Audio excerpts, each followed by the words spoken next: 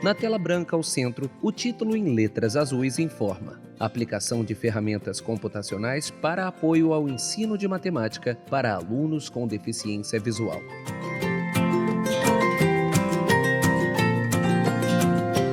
Olá, amigos! Nós vamos falar agora sobre um software gráfico 3D que é acessível. A gente falou que existem vários tipos de software e a acessibilidade significa que você consegue ter acesso a todas as informações que são fornecidas pelo software e que você pode operar essas informações de forma confortável. A gente precisa falar um pouquinho sobre abordagens de modelagem para a gente entender por que é acessível, né? Bom, existem duas abordagens usuais para modelagem de objetos em 3 dimensões. A primeira forma é a chamada modelagem baseada em polígonos. A gente pega um objeto 3D, né? A gente calcula as coordenadas de todos os vértices, de todas as arestas e especificação das faces, para onde elas estão viradas. Ou seja, é uma coisa muito difícil de ser feita manualmente, tá?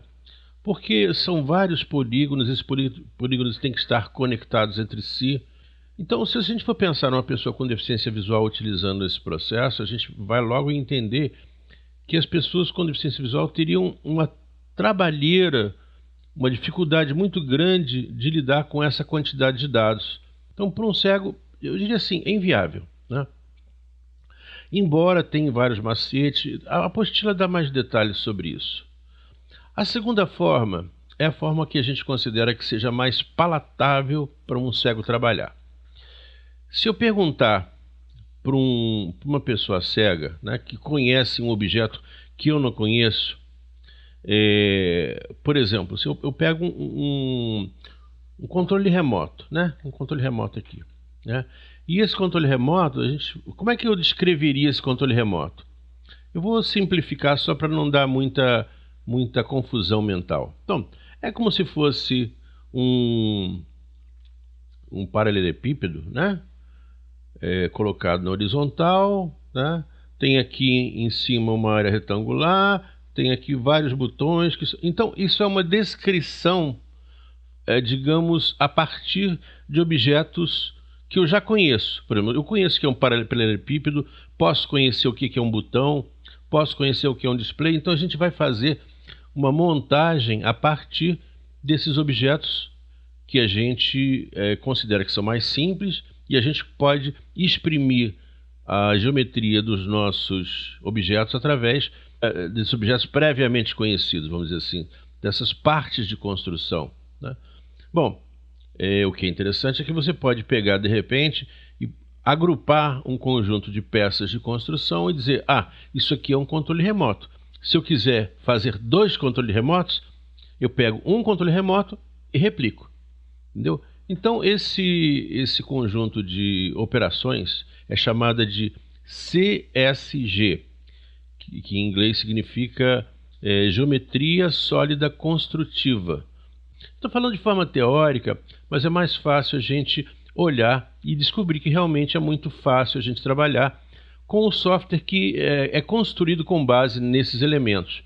A gente vai utilizar um software chamado OpenSCAD, né, em que as informações são todas entradas de forma textual. Então a gente tem algumas primitivas, que aqui no caso são os cubos, as esferas, os cilindros e uma outra meia dúzia de símbolos que a gente tem prontos, que são os símbolos mais básicos. E a gente tem as operações de posicionamento, rotação, escala e movimentação.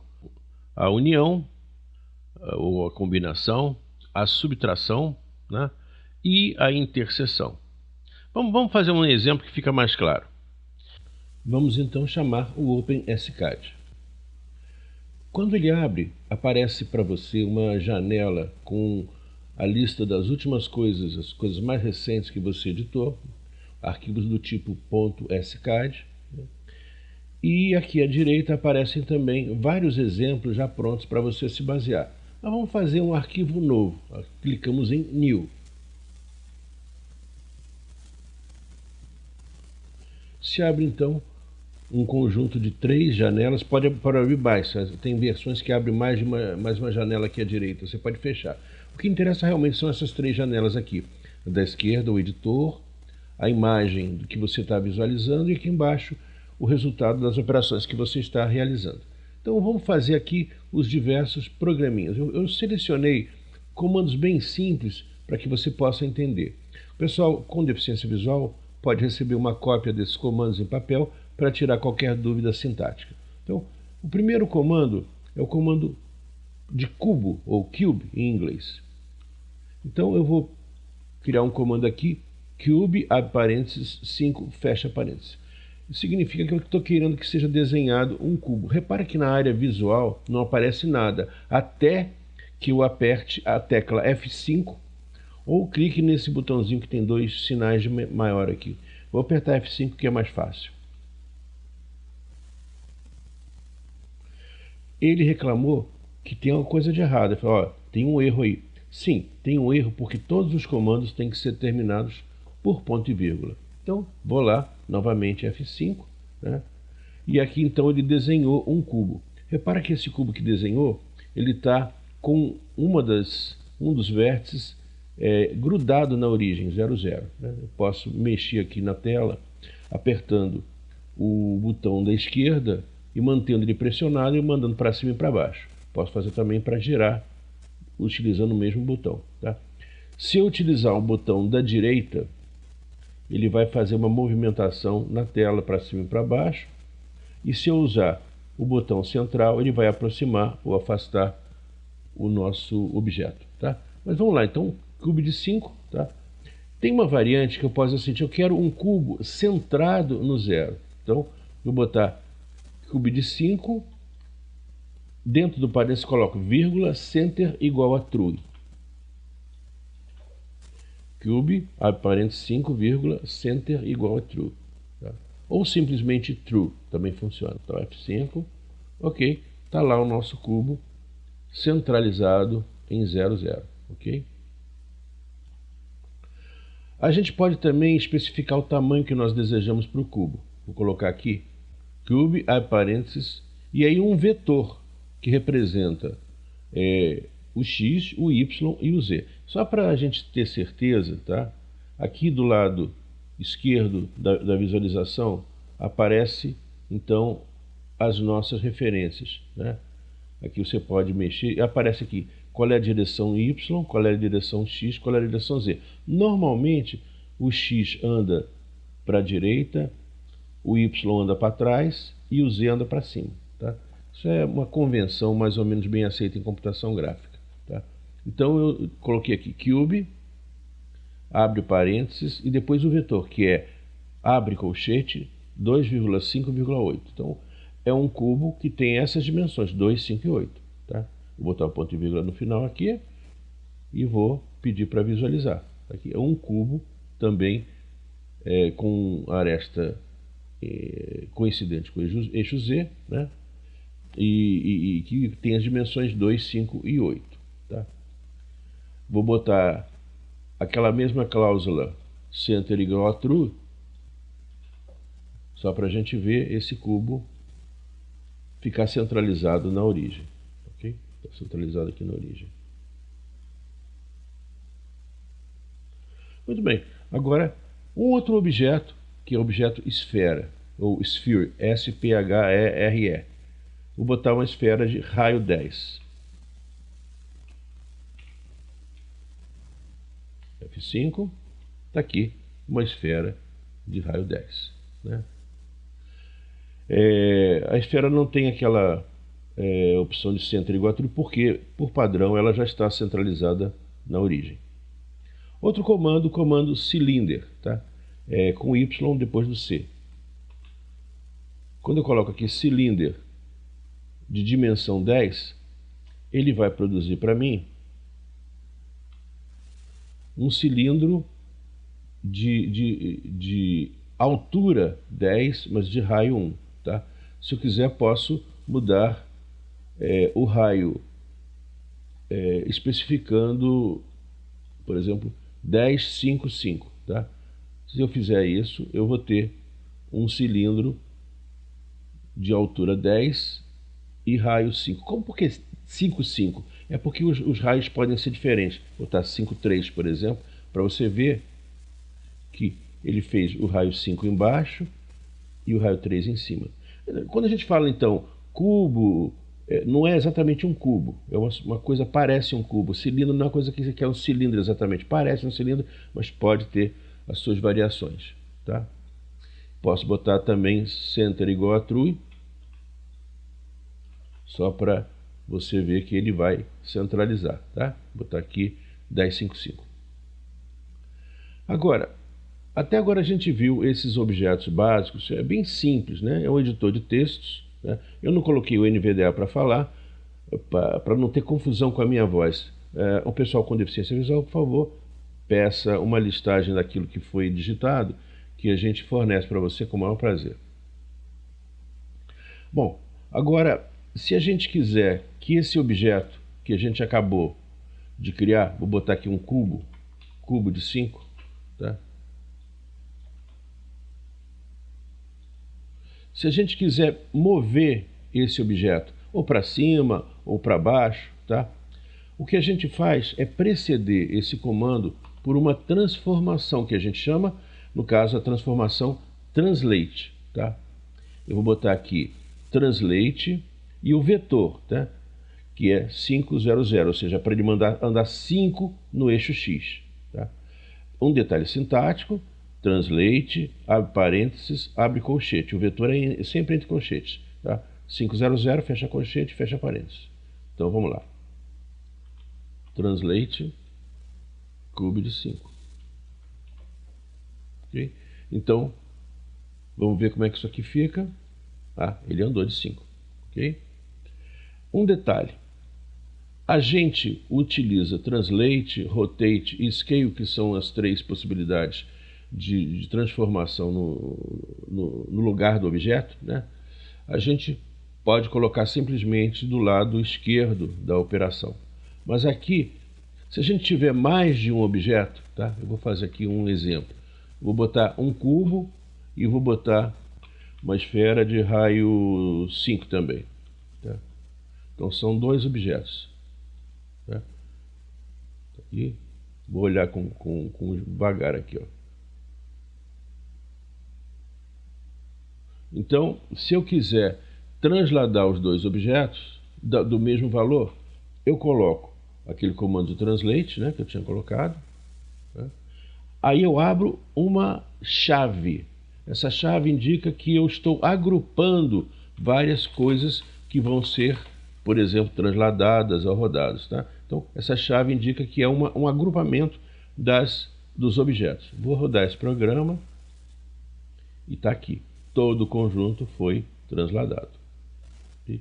Se eu quiser transladar para cima, vou botar aqui para ele andar 5 para cima. Tá? Translate 505. Tá? Vamos ver o que acontece. Está lá, ele subiu de 5. Okay? Bom, agora vamos fazer uma série de aplicações. Tá? Eu vou minimizar as explicações, mas imagina que eu quero agora fazer um objeto que é um banquinho de praça. O que é um banquinho de praça? São 2 pilares e uma laje em cima, vamos dizer assim. Então, eu começo desenhando um cubo 2, 3, 5. Né? Vou começar desenhando o cubo 2, 3, 5. Tá? Deixa eu botar ele mais visível aqui para ficar mais fácil. Okay. Agora, eu vou colocar um outro cubo. Tá? Também com as mesmas dimensões. Só que eu vou transladar esse cubo de 5 em X. Então, translate 500 e depois o mesmo cubo. Então, vamos ver o que vai acontecer. Ele desenhou um segundo pilar. Agora eu vou botar uma laje em cima. A laje em cima, ela vai ter uma dimensão um pouco maior em X. Eu vou botar aqui 17, 3 e 1. Tá? Vou botar aqui 17, 17, 13 e 1. Tá? Uma laje de 1 em cima. Se eu colocar dessa maneira, ele vai colocar essa laje embaixo. Tá? Né? Não é isso que a gente quer colocar essa laje em cima. Tá? Então, vou fazer um translate 0,005 nesse cubo.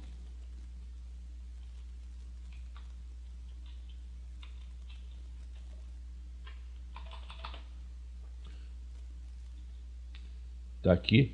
Opa, ainda não ficou o que eu queria. Eu tenho que puxar um pouquinho mais para a esquerda. Então, eu vou botar aqui, por exemplo, para ele andar